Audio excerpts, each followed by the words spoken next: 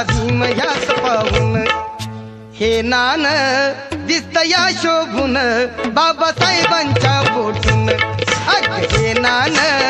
दिसतया शोभून बाबासाहेबांच्या पोटून